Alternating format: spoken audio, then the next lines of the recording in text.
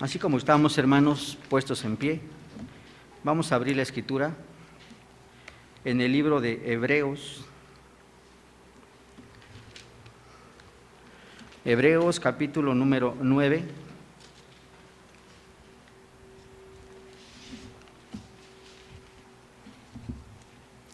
Y vamos a leer, hermanos, todos juntos, un solo versículo.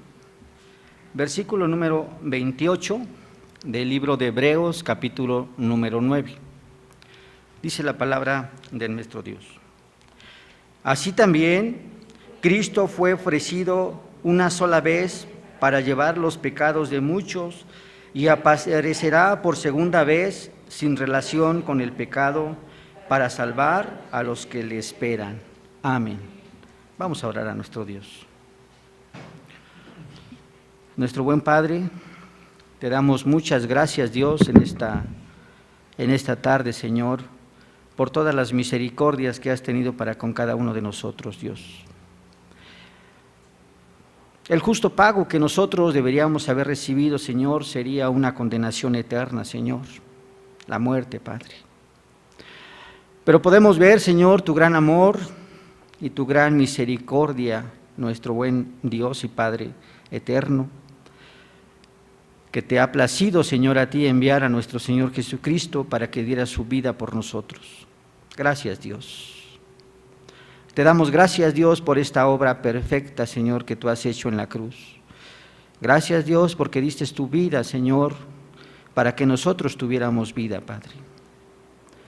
Derramaste tu preciosa sangre, Dios, para que nosotros fuéramos perdonados. Queremos pedir, Señor, hoy en esta tarde la dirección de tu Santo Espíritu, para que todas las palabras, mi Dios, que el día de hoy se compartan sean conforme a tu voluntad, que convenzas el corazón del hombre, mi Dios, y Señor, que tú lleves, Señor, a tu pueblo al conocimiento de tu verdad, Padre. Gracias te damos, Dios, en esta tarde, en el nombre de nuestro Señor Jesucristo, te damos gracias, Dios. Amén, Padre. ¿Pueden tomar, hermanos, por favor, su lugar?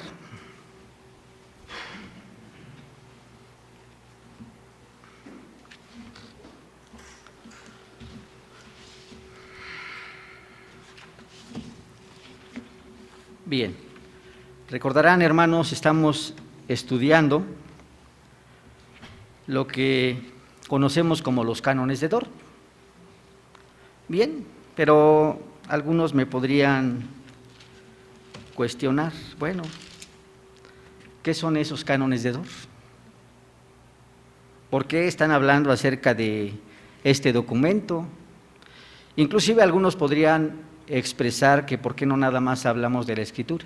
Bueno, ya se ha mencionado anteriormente, hermanos, que ciertamente los cánones de Dort son un documento que se realizó precisamente en el Sínodo de Dordrecht, en Holanda, en el año de 1617. Y este documento se realizó precisamente en contra de las herejías que se levantaron en esa época, especialmente en contra de los remonstrantes, o también conocidos como la doctrina de los arminianos. Y como consistorio, hermanos, se ha llegado a un acuerdo que se estudiaran y que se analizaran estos documentos, porque son de suma importancia, porque tienen una gran cantidad de enseñanzas doctrinales, hermanos, que la Iglesia debería de comprender. Ya analizamos el capítulo 1. El capítulo 1 hablaba acerca de la elección y de la reprobación. Nos llevamos algo de tiempo en explicar cada uno de los artículos de este canon, de estos cánones de Dort. El día de hoy, hermanos, vamos a tocar el capítulo número 2, que habla acerca de la doctrina de la muerte de Cristo y de la redención de los hombres por éste. Y en especial vamos a abordar el artículo número 2. Por eso en las exposiciones que se han estado desarrollando hemos estado hablando mucho acerca del pecado, acerca de la condición del hombre, acerca de que Dios es justo y misericordioso, pero vamos a ir avanzando poco a poco, hermanos, y vamos a ver todas las doctrinas que este concilio de Dort precisamente refutó a aquellos que tenían unas doctrinas erróneas acerca de de la Escritura y de la palabra de nuestro Dios. Este artículo número 2, hermanos, también trae mucho consuelo a la iglesia en este tiempo. Y el artículo 2 que vamos a analizar el día de hoy dice lo siguiente, hermanos, pongan atención. Dice artículo 2 de los cánones de Dort: mas, puesto que nosotros mismos no podemos satisfacer y librarnos de la ira de Dios, por esta razón, movido Él a misericordia infinita, nos ha dado a su Hijo unigénito por mediador, el cual, a fin de satisfacer por nosotros, fue hecho pecado y maldición en la cruz, por nosotros o en lugar nuestro.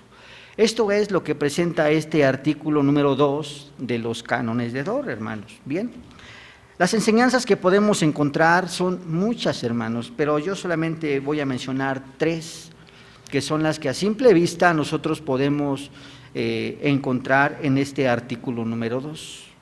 La primera, nosotros podemos ver que el hombre es incapaz de pagar por la culpa del pecado. Esto ya lo analizamos anteriormente, hermanos. Ya hemos analizado que el hombre no puede hacer nada por sí mismo para poder alcanzar la gracia de Dios, para poder alcanzar la benevolencia de Dios. Segundo, que Dios en su infinita misericordia nos ha proveído de un mediador.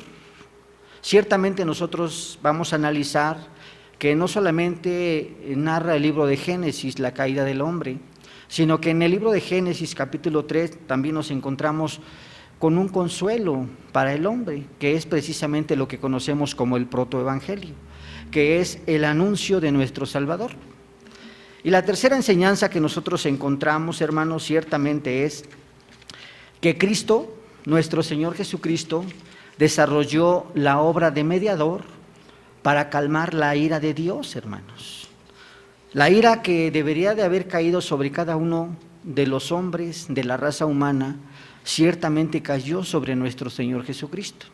Y nos vamos a dar cuenta, hermanos, en el desarrollo de la exposición, que la obra de redención de nuestro Señor Jesucristo no la hizo, como dicen los arminianos, por toda la humanidad o por todo el mundo, como muchas enseñanzas hay en diferentes iglesias cristianas, sino que nuestro Señor Jesucristo desarrolló la obra de redención exclusivamente por su pueblo, por su iglesia, por la nación santa, aquellos que han sido elegidos desde el decreto eterno. Estas son las 3 enseñanzas que vamos a tocar el día de hoy y con la ayuda de nuestro Dios vamos a desarrollar, hermanos. Vamos a comenzar, hermanos, con la primera. El hombre es incapaz de pagar por la culpa del pecado. Ya hablamos de una forma clara, hermanos, en las predicaciones previas, que el hombre no puede justificarse a sí mismo. Ya lo analizamos, hermanos. Nosotros vemos cómo el hombre, a través de la historia, y en especial en el principio, vemos cómo el hombre desobedeció de una forma abierta a la ley de Dios.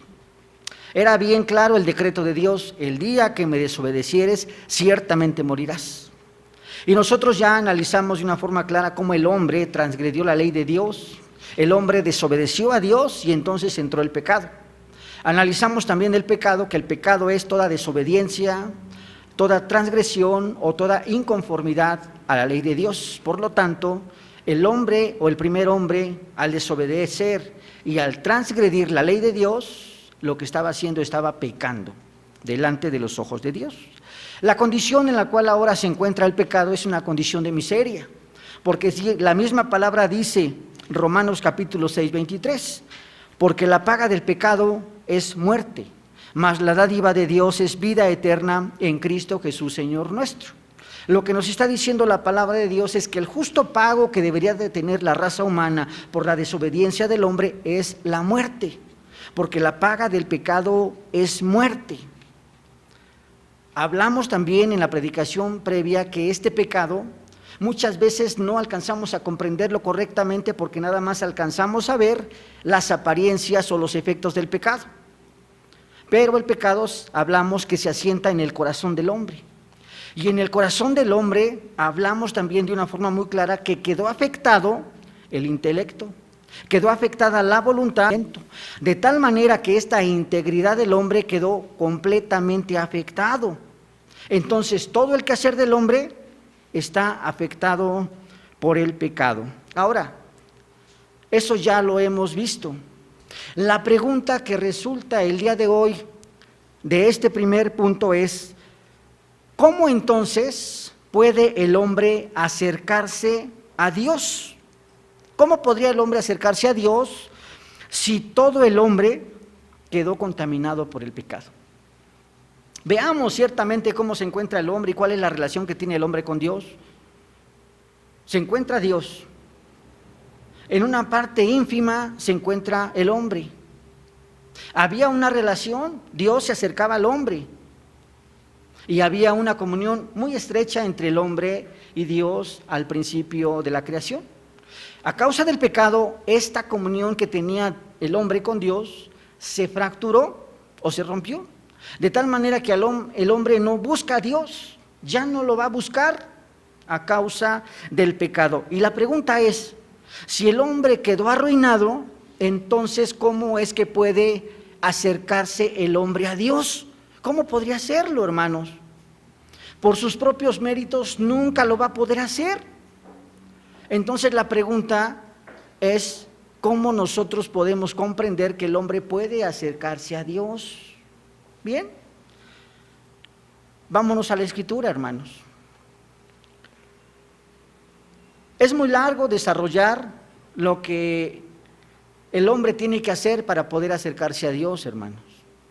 Vamos a resumirlo, hermanos, para poder comprender cómo el hombre puede otra vez tener esta comunión con Dios.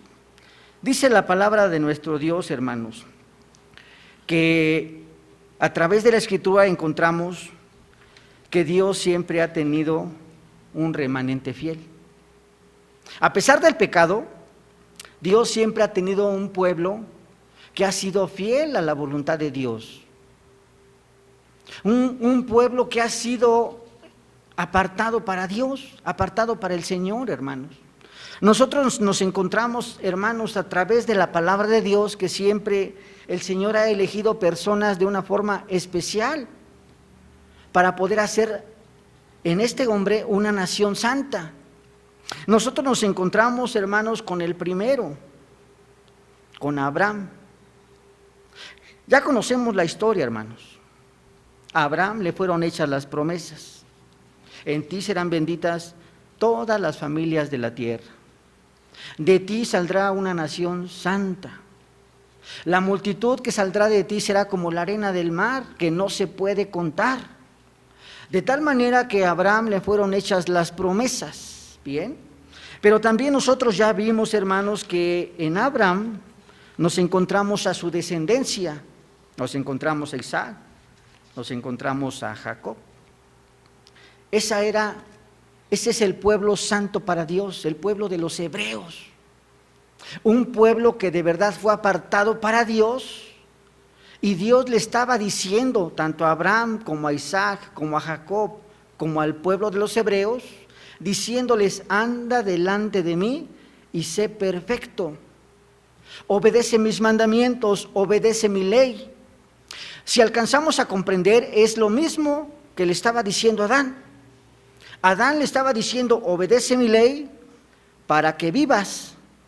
Al pueblo escogido por Dios le está diciendo nuevamente lo mismo: anda delante de mí y sé perfecto, y haré de ti una gran nación, hermanos.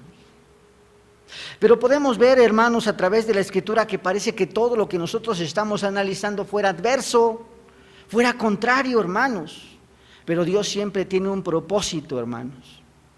Vemos ciertamente cómo de este Jacob salieron las tribus de Israel. Pero había sido establecido que el pueblo de Israel quedara en esclavitud en Egipto. Y nosotros vemos que este pueblo sirvió a los egipcios un periodo muy poco de tiempo, 400 años, más de 400 años, hermanos, sirvieron a este pueblo. Veamos, hermanos, todo este tiempo que sirvieron al pueblo de los egipcios, hermanos. No buscaron a Dios, hermanos. Servían simplemente a este pueblo. Eran esclavos, hermanos. Pero Dios, como dijimos al principio, siempre ha tenido un remanente fiel que clamara a Dios. La misma palabra de Dios dice que aún en este pueblo que se encontraba en esclavitud, clamaba un remanente al Señor para poder ser librados de la esclavitud de los egipcios. La misma palabra de Dios dice que levantó ciertamente a Moisés. Y a Moisés, ciertamente ya hemos hablado también acerca de él, cómo Dios lo capacitó para que sacara al pueblo de Israel y lo llevara al monte Sinaí para que adorara a Dios, hermanos. Podemos ver ciertamente que aún en este trayecto que hizo Moisés de Egipto a Sinaí, pudimos ver todos los hechos poderosos de Dios que se manifestaron en el pueblo de Israel. Y en ese lugar, precisamente en Sinaí, Dios le dio nuevamente los mandamientos. Recordemos lo que Dios le dijo a Adán. Le dio la ley escrita en su corazón para que le obedeciera. Pero ahora nosotros nos encontramos precisamente en Sinaí, como Dios le da la ley para que obedeciera a Dios y para que le sirviera. Cuando nosotros hablamos que Moisés se encontraba en Sinaí y que Dios le dio la ley, no se está refiriendo nada más a los 10 mandamientos. La mayoría de las personas es lo que piensan, que en ese momento nada más se le dieron las tablas de la ley, pero también Dios le dio a Moisés la ley civil y la ley ceremonial, la forma correcta en la cual el pueblo de Israel debería de vivir delante de los ojos de Dios. Veamos que era una gran multitud ahora la que era el pueblo de Israel. Más de 600,000 personas se encontraban en Sinaí reunidas para poder escuchar la voz de Dios. Necesitaban una ley civil para que el pueblo pudiera vivir correctamente delante de los ojos de Dios, hermanos. No solamente le fue dada la ley moral, sino también le fue dada la ley civil. Pero no solamente estas leyes le dio Dios, sino que también le dio la forma correcta en la cual el hombre debería de acercarse a Dios. La ley ceremonial, hermanos. Ya conocemos, hermanos, ciertamente, y se ha explicado muchas veces acerca de la ley ceremonial, que es necesario ciertamente que exista un mediador para que el hombre pueda acercarse a Dios. La misma palabra está especificando que este mediador debería de ser de la tribu de Leví, hermanos. Una tribu apartada exclusivamente para desarrollar el oficio sacerdotal. Y este hombre que había sido apartado de la tribu de Leví tenía que ofrecer sacrificios primeramente por él y después por todo el pueblo. El pueblo debería de traer a este mediador una ofrenda por el pecado. Esta ofrenda debería de tener características especiales. Un cordero de 1 año, sin defecto, y que derramara su sangre ciertamente en la ofrenda o cuando fuera él expiado por el pecado. Y podemos ver ciertamente que esto lo hacía una vez al año y lo hacía año tras año. 1 año lo hacía, el siguiente año lo volvía a hacer y el siguiente año lo volvía a hacer, hermanos. De tal manera que nosotros podemos comprender que ahora el hombre, para poder acercarse a Dios, lo tiene que hacer a través de un mediador. En el antiguo pacto nosotros comprendemos que ese mediador era ciertamente un sacerdote que ofrecía primeramente el holocausto primero por él, el perdón de los pecados por él, y después ofrecía holocaustos por todo el pueblo. Traían la ofrenda por el pecado, el sacerdote lo sacrificaba y la sangre de este cordero la derramaban ciertamente en la mesa del holocausto. Y podemos ver ciertamente cómo para poder acercarse a Dios era necesario que existiera ese mediador, hermanos. Pero ahora vamos a ver, hermanos, ciertamente que el pueblo, para poder ser perdonado, tenía que acercarse con su ofrenda, tenía que acercarse con este cordero, llevárselo al sacerdote y que el sacerdote lo ofreciera a Dios para que el pueblo pudiera ser perdonado, hermanos. Lo que hizo Adán afectó ciertamente a toda la raza humana, pero ahora para que el hombre pudiera ser perdonado de los pecados, tenía que acercarse con esa ofrenda al sacerdote y el sacerdote ofrecérsela delante de los ojos de Dios.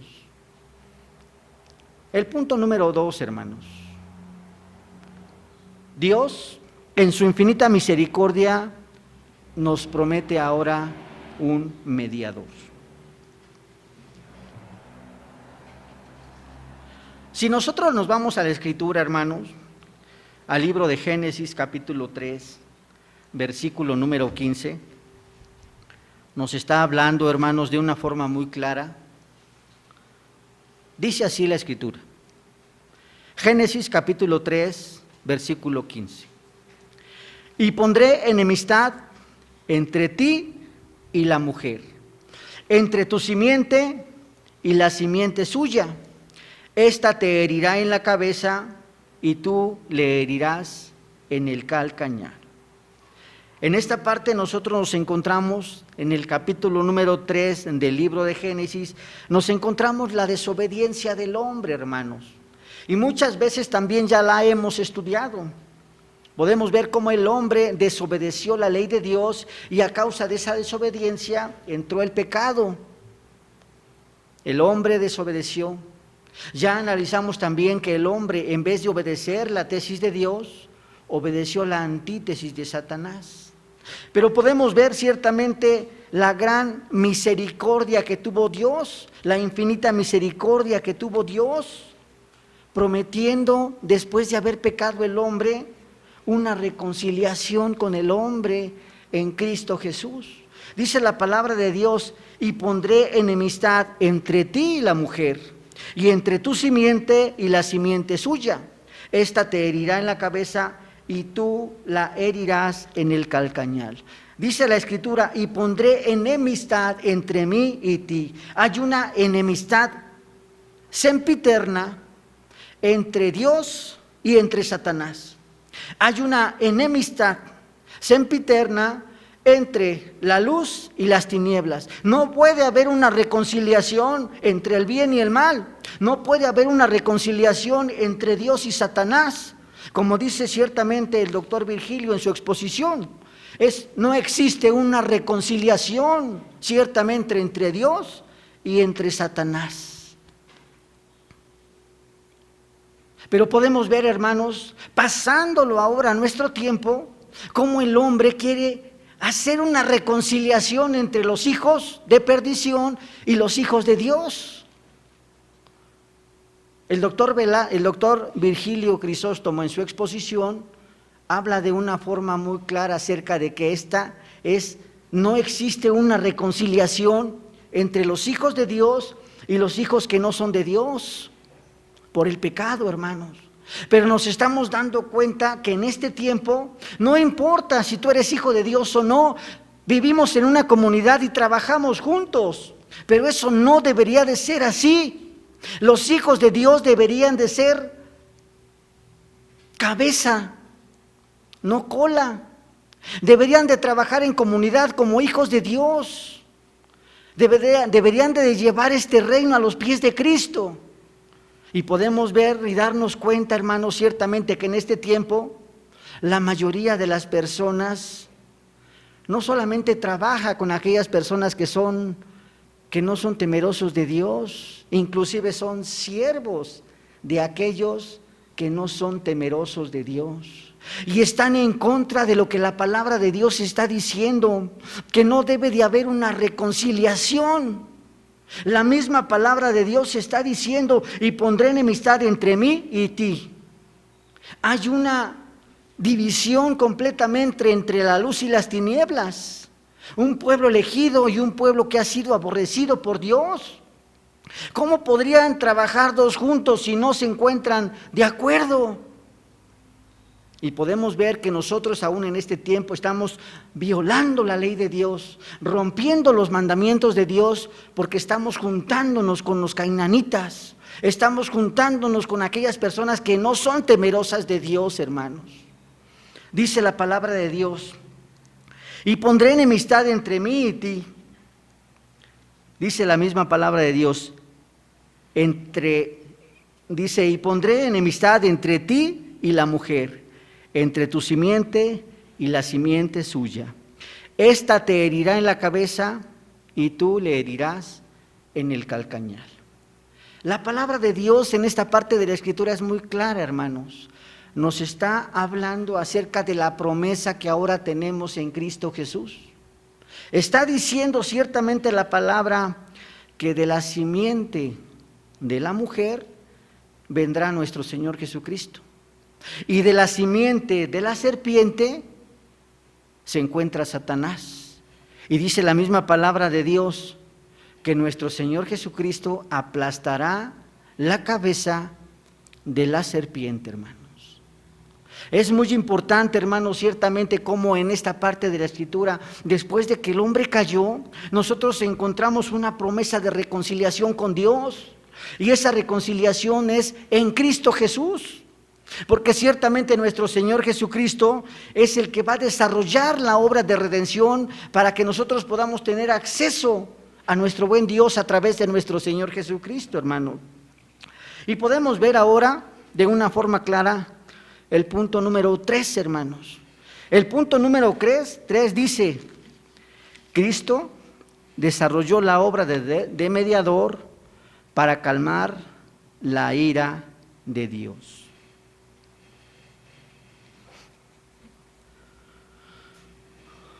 Sabemos de una forma clara, hermanos, y lo mismo la Escritura mismo lo enseña.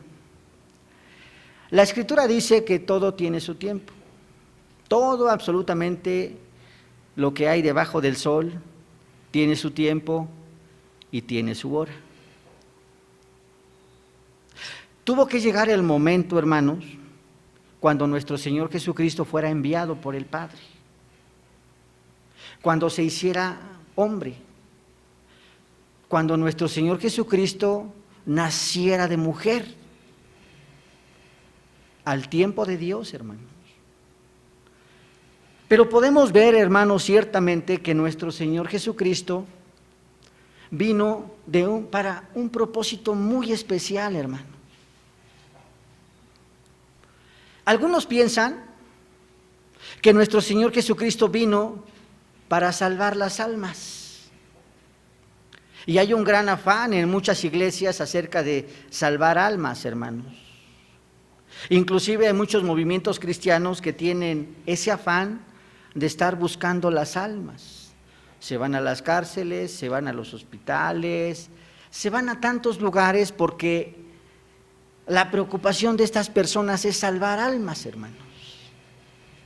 Inclusive en sus estadísticas dicen: yo salvé 10 almas en tal hospital, yo salvé 20 almas en la cárcel.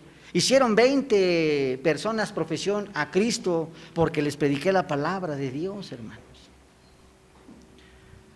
Déjenme decirle, hermanos, que el propósito por el cual vino nuestro Señor Jesucristo fue a obedecer a su Padre. Para eso vino nuestro Señor Jesucristo. Si lo vemos a través de toda la Escritura, hermanos, veamos qué fue lo que no hizo Adán. Lo que no hizo Adán, o más bien, lo que hizo Adán fue desobedecer a Dios, y lo que no hizo fue obedecer su ley.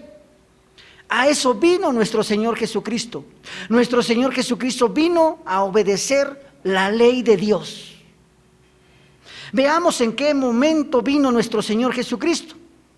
Nuestro Señor Jesucristo vino después de que la ley había sido promulgada en Sinaí. Ya vimos ciertamente que la ley fue dada al pueblo de los hebreos o el pueblo israelita. Y podemos ver que se le promulgó la ley moral, los 10 mandamientos. Se le promulgó también al pueblo de Israel la ley civil, la forma correcta en la cual el pueblo de Israel debería de vivir, y la ley ceremonial o sacerdotal, la forma correcta en la cual el hombre puede acercarse a Dios. Y entonces nosotros alcanzamos a comprender que nuestro Señor Jesucristo vino para obedecer la ley. Hablando de una forma específica acerca de la ley ceremonial, porque ciertamente nuestro Señor Jesucristo cumplió con toda la ley completa, desde el principio hasta el fin. Tanto la ley moral, tanto la ley civil, tanto la ley ceremonial, nuestro Señor Jesucristo cumplió con ella. Pero enfocándonos específicamente en la ley ceremonial, nosotros también podemos ver que la ley especificaba que de la tribu de Leví debería de venir un hombre que fuera mediador ciertamente entre Dios y el hombre. Dice la misma palabra que nuestro Señor Jesucristo, aunque no proviene de la tribu de Leví, ahora Él es sacerdote para siempre según el orden de Melquisedec.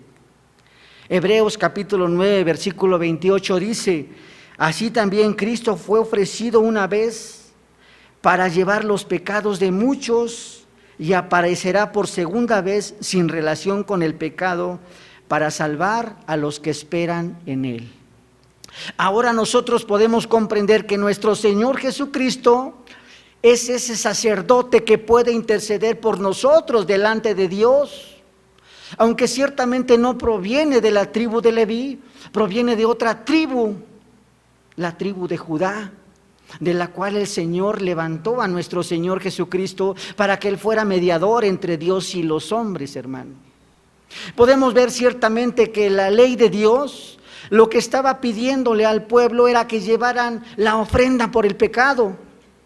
La ley estaba especificando que llevaran un cordero de 1 año, sin defecto, sin mancha. Nuestro Señor Jesucristo se ofreció a sí mismo por el pecado.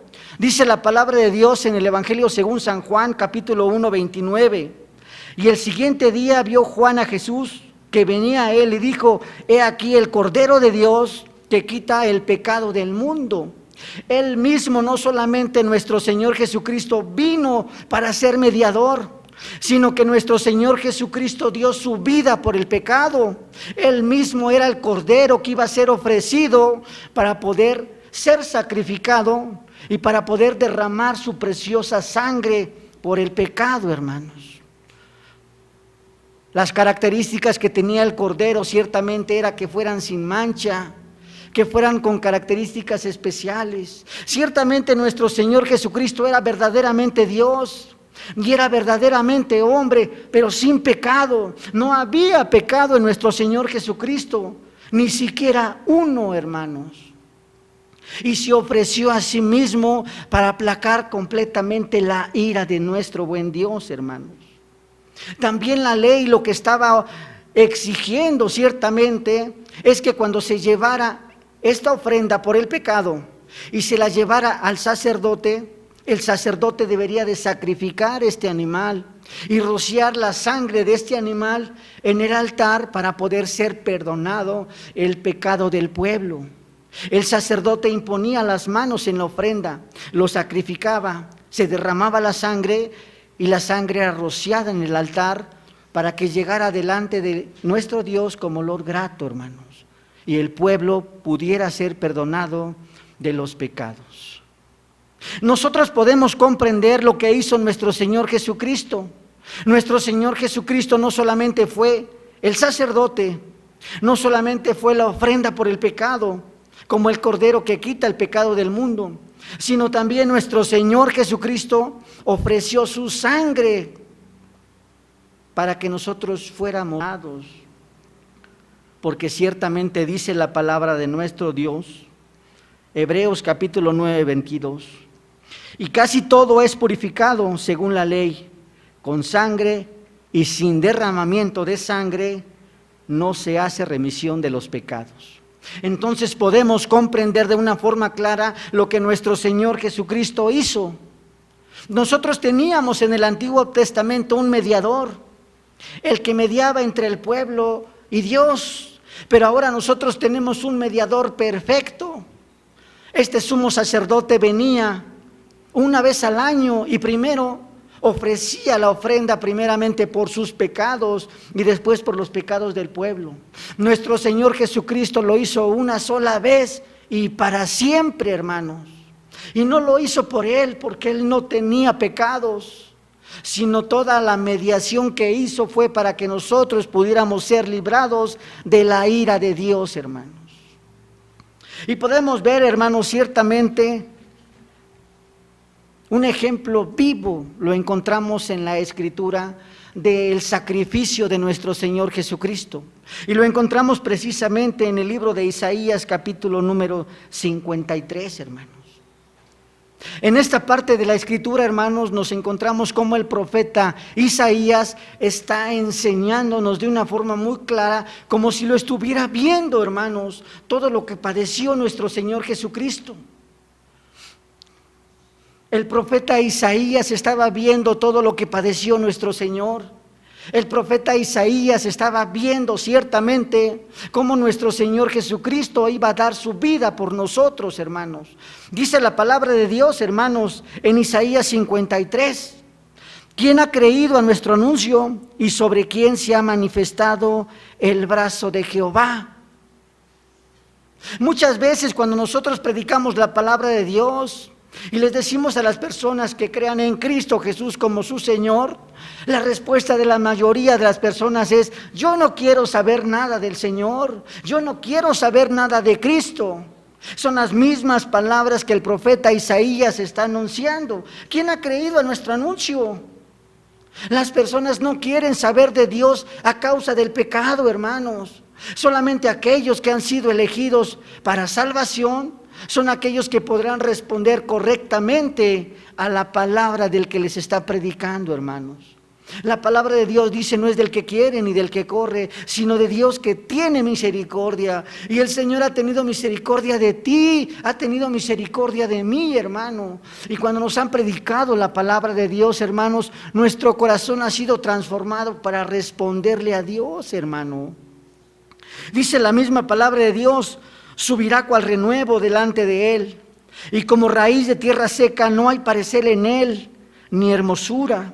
Le veremos, mas inatractivo para que le deseemos, despreciado y desechado entre los hombres, varón de dolores, experimentado en quebranto, y como que escondimos de él el rostro, fue menospreciado y no lo estimamos. Ciertamente en esta parte de la Escritura nos está enseñando el profeta Isaías todo lo que nuestro Señor Jesucristo padeció. Su mismo pueblo lo entregó, hermanos. Su mismo pueblo lo llevó a la cruz para que muriera. Recordemos las palabras en la entrada triunfal, como decía el mismo pueblo: Hosana al Hijo de David, bendito el que viene en el nombre del Señor. Era lo que decían cuando entraba nuestro Señor Jesucristo. Pero unos días más adelante, hermanos, el mismo pueblo decía de nuestro Señor Jesucristo: crucifícale, crucifícale. El mismo pueblo entregó a nuestro Señor Jesucristo. Fue martirizado, hermanos. Nuestro Señor Jesucristo fue clavado en la cruz. Nuestro Señor Jesucristo le pusieron una corona de espinas, hermanos. Fue clavado, fue lanzado, hermanos, le enterraron una lanza. Fue clavado en la cruz, hermanos. Fue azotado, fue humillado, hermanos. Dice la misma palabra, hermanos, que no había en él hermosura, que no había en él nada que fuera deseable, hermano. No alcanzo a comprender la forma en la cual haya quedado nuestro Señor Jesucristo, desfigurado, desgarrado. Algo que a lo mejor al hombre le aterraría, hermano. Dice la misma palabra: desechado entre los hombres. Cuando ves algo que no te agrada, lo primero que haces es: no lo quiero ver, lo quito de mi vista. Así se encontraba en ese momento nuestro Señor Jesucristo. Y a veces lo consideramos como algo insignificante. Ay, sí, dio su vida por el pecador. Murió en la cruz, pero no alcanzamos a comprender todo lo que pasó nuestro Señor Jesucristo. Lo humillaron, lo insultaron, le escupieron, lo atormentaron, le pegaron, hermanos, lo clavaron. Y las palabras de nuestro Señor Jesucristo fueron: perdónalos porque no saben lo que hacen. Y nosotros también, de la misma forma, con nuestro vivir, con nuestro actuar, con nuestra forma de pensar, estamos crucificando al Rey de Gloria. Estamos crucificando a nuestro Señor Jesucristo. Lo estamos insultando, lo estamos humillando, lo estamos ofendiendo cada vez de que nosotros no creemos en nuestro diario vivir en Cristo Jesús. Y Él simplemente dice: perdónalos porque no saben lo que hacen. Nos creemos muy inteligentes, muy sabios, que todo lo podemos, pero no alcanzamos a comprender que todo lo que hacemos solamente tiene sentido en Cristo Jesús. Sin Cristo las cosas no tienen absolutamente sentido, hermanos. ¿Para qué trabajamos? ¿Para hacernos más ricos? ¿Para qué estudiamos? ¿Para ser más inteligentes? Dice el predicador que aún el estudio es vanidad y aflicción de espíritu. ¿De qué te afanas en estar juntando riquezas, hermanos, si a fin de cuentas vendrá otro y tú no la vas a disfrutar? Porque no tiene sentido sin Cristo. Solamente en Cristo es que podemos encontrar sentido de todo lo que hacemos, hermanos. La obra que hizo nuestro Señor Jesucristo fue una obra perfecta. Dice la palabra de Dios: ciertamente Él llevó nuestras enfermedades y sufrió nuestros dolores. Nosotros le tuvimos por azotado, por herido de Dios y abatido.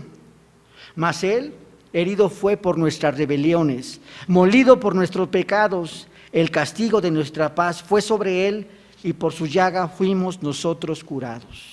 Debemos de comprender cuál fue el propósito por el cual nuestro Señor Jesucristo fue a la cruz, hermanos. El propósito por el cual nuestro Señor fue a la cruz es para reconciliarnos con Dios, hermanos. Para que nosotros pudiéramos ser justificados delante de los ojos de Dios, hermanos. Sin Cristo el hombre se encuentra arruinado, sin Cristo el hombre se encuentra muerto, se encuentra perdido, se encuentra extraviado. Y solamente en Cristo es que podemos tener dirección, podemos tener vida, podemos tener esperanza, hermanos. Y dice la misma palabra de Dios en el profeta Isaías: todos nosotros nos descarriamos como ovejas, cada cual se apartó por su camino, mas Jehová cargó en él el pecado de todos nosotros. Veamos ciertamente lo que padeció nuestro Señor Jesucristo. ¿Qué pasa, hermanos, en el hombre cuando el hombre comete algo desagradable? La misma conciencia empieza a redarguirte a ti mismo de aquello malo que tú hiciste. Por ejemplo, hermanos, cuando tú estás haciendo algo indebido y tomas algo que no te corresponde, la misma conciencia te está diciendo que lo que tú estás haciendo está mal. Otro ejemplo más drástico: cuando una persona le quita la vida a la otra. Ténganlo por seguro que la primera vez que una persona le quita la vida a la otra, no va a poder dormir por un mes, porque la misma conciencia le va a estar redarguyendo de que lo que hizo está mal. Pero la misma palabra de Dios, y el apóstol San Pablo lo dice, que el hombre cauteriza la conciencia, y la segunda vez que lo hace ya no va a tener el mismo efecto en él, se le va a hacer normal, y después 3 y después 4, hasta que para él es normal acabar con la vida de las personas, hermanos. Pero al principio el hombre se siente mal, se siente acabado por lo que hizo, por el pecado que cometió. Y estoy hablando solamente de un solo pecado, Imagínense lo que nuestro Señor Jesucristo sintió, el llevar el pecado de todos nosotros en las espaldas. Todo lo que sufrió nuestro Señor, todo lo que nuestro Señor padeció. Dice la palabra de Dios, Él dice, mas Jehová cargó en Él el pecado de todos nosotros, hermanos, de todo su pueblo, de la nación santa que Dios había apartado. Nuestro Señor Jesucristo cargó con el pecado, hermanos. En el Antiguo Testamento, cuando llevaban la ofrenda, el sacerdote imponía las manos sobre la ofrenda para que el pecado quedara en la ofrenda y se quedara eliminado el pecado. Ahora el pecado de todos nosotros es cargado sobre nuestro Señor Jesucristo. Y Él dio su vida por el pecado, entonces el pecado ha sido perdonado, hermanos. Dice la misma palabra de Dios, angustiado Él y afligido, no abrió su boca. Como cordero fue llevado al matadero, y como oveja delante de sus trasquiladores, enmudeció y no abrió su boca. Por cárcel y por juicio fue quitado, y su generación, ¿quién la contará? Porque fue cortado de la tierra de los vivientes. Y por la rebelión de mi pueblo fue herido, y se dispuso con los impíos su sepultura, mas con los ricos fue en su muerte. Aunque nunca hizo maldad, ni hubo engaño en su boca, con todo eso Jehová quiso quebrantarlo, sujetándolo a padecimientos, cuando haya puesto su vida en expiación por el pecado. Verá linaje, vivirá por largos días, y la voluntad de Jehová será en su mano prosperada. Toda la ira de Dios, hermanos, cayó sobre nuestro Señor Jesucristo. Toda la ira que el hombre merecía cayó sobre nuestro Salvador, hermanos. En teología, hermanos, nosotros le llamamos la obra de sustitución, porque ciertamente nuestro Señor Jesucristo se puso en lugar del pecador, porque el que merecía el justo pago y el que debería de ser condenado era el hombre. Y podemos ver cómo nuestro Señor Jesucristo se puso en vez del pecador, hermanos. Y podemos ver ciertamente que ahora, dice la misma palabra de Dios, verá el fruto de la aflicción de su alma y quedará satisfecho. Nuestro buen Dios eterno y Padre quedó satisfecho con la obra de redención de nuestro Señor Jesucristo. Y ahora dice la palabra de Dios, por su conocimiento, todos aquellos que creen en la obra de redención de nuestro Señor Jesucristo, dice la palabra, justificará mi siervo justo a muchos. Por la justicia de nuestro Señor Jesucristo, ahora nosotros somos justificados. No tenemos que hacer ninguna obra de supererogación para poder alcanzar el favor de Dios. No tenemos que hacer absolutamente nada, hermanos, más que creer en la obra de nuestro Señor Jesucristo. Pero la misma palabra de Dios dice que la fe es un don de Dios, y la fe es por el oír la palabra de nuestro Dios. Aún ni esa fe nos pertenece a nosotros. La fe es un don que Dios te da a ti para que tú creas en Cristo Jesús, hermanos. Y ahora podemos ver, hermanos, ciertamente que esta obra de sustitución que desarrolló nuestro Señor Jesucristo ha sido perfecta. No se necesitan más obras, ni más mediador, ni más mediaciones para poder alcanzar el favor de Dios, hermanos. Esto nos lleva, hermanos, a confrontar la doctrina arminiana. Veamos qué es lo que dice la doctrina arminiana, el primer error del capítulo número 2, que los remonstrantes estaban enseñando en 1617. Dice la palabra, dice el artículo número 2 de los arminianos,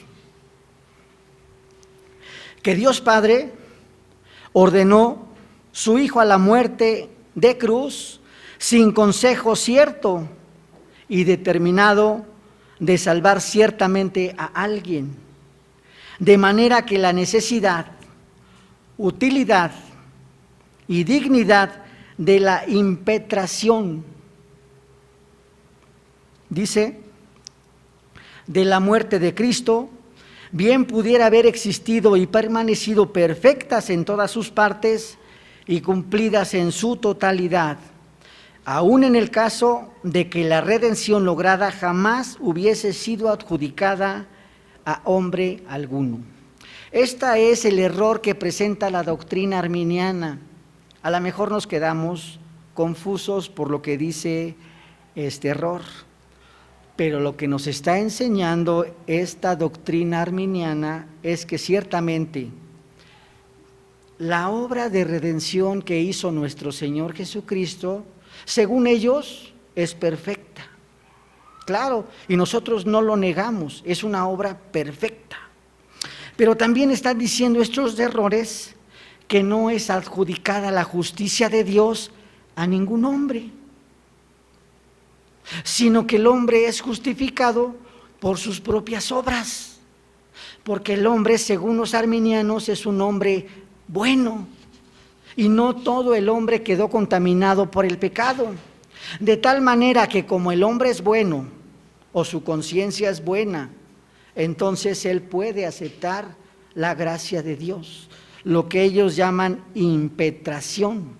La impetración es conseguir una gracia que ha sido solicitada con ruegos, como si el hombre pudiera acercarse a Dios y rogarle a Dios: Señor, dame de tu gracia, Señor, quiero tu gracia. Si el hombre es incapaz de poder alcanzar el favor de Dios y la gracia de Dios, esto que están mostrando los arminianos es una herejía, hermanos, porque la obra que hizo nuestro Señor Jesucristo, la obra de redención, es una obra perfecta, es una obra que no tiene igual. Y nuestro Señor Jesucristo quedó justificado delante de su Padre, y esa justicia a nosotros nos las imputa por la fe en Cristo Jesús. Y los arminianos están diciendo que no, están diciendo que la obra fue perfecta, pero solamente que eso quedó justificado Cristo y no el hombre. Y el hombre puede quedar para siempre en esa condición de miseria, o el hombre puede ser salvo si él quisiera. Esas son las enseñanzas que tiene la doctrina arminiana, hermanos, y que en muchas de las iglesias de este tiempo se están enseñando. Están menospreciando la obra de redención y la obra de mediación de nuestro Señor Jesucristo. Y para concluir, hermanos, el día de hoy no pensemos como los arminianos, hermanos. Podríamos decir: no, no lo vamos a hacer, pero con nuestros actos, con nuestra vida, con nuestros hechos, con la forma de vivir, con la forma de pensar, con la forma de actuar, estamos menospreciando la obra de redención de nuestro Señor Jesucristo. Que nuestro Señor Jesucristo dio su vida, no por todo el mundo, dio su vida por ti, mi hermano, dio su vida por mí, dio su vida por su pueblo, la nación santa, dio su vida por su iglesia. Por eso vino nuestro Señor Jesucristo, hermano. No pensemos como los arminianos, menospreciando ciertamente la obra de redención en Cristo, como si la obra de redención en Cristo no tuviera ningún efecto en nuestras vidas, hermanos. Deberíamos de ver la posición que tuvo el profeta Isaías, como si estuviera viendo en ese momento lo que padeció nuestro Señor Jesucristo, como si estuviera presente en el momento cuando nuestro Señor Jesucristo fue crucificado. Así deberíamos estar nosotros en nuestra forma de vivir, en nuestra forma de actuar, en nuestra forma de pensar, como si estuviéramos presentes en este momento cuando nuestro Señor Jesucristo dio su vida por nosotros, hermanos, por cada uno de nosotros, hermanos. Y ahora, hermanos, por esa obra tan perfecta que hizo nuestro Señor Jesucristo, aunque somos pecadores, somos justificados delante del Padre. Dice la palabra de Dios en Isaías 53, Dios quedó satisfecho. Y ahora somos justificados. ¡Qué gozo, hermanos! Ya no tenemos que hacer nada más, sino que ahora nosotros debemos de vivir en gratitud a aquel que dio su vida por nosotros, hermanos. Vamos a orar a nuestro buen Dios, hermanos. Oh, bendito Dios, cuántas gracias te damos en esta tarde, Señor. Reconocemos, Señor, tu grandeza, tu poder, Señor, tu misericordia, Señor, que es infinita, Padre. Y alcanzamos, Señor, a comprender lo que has hecho al enviar a tu Hijo, nuestro Señor Jesucristo, a dar su vida por cada uno de nosotros, Padre. Gracias te damos, Dios. Perdónanos, Señor, si hemos sido malagradecidos, Dios.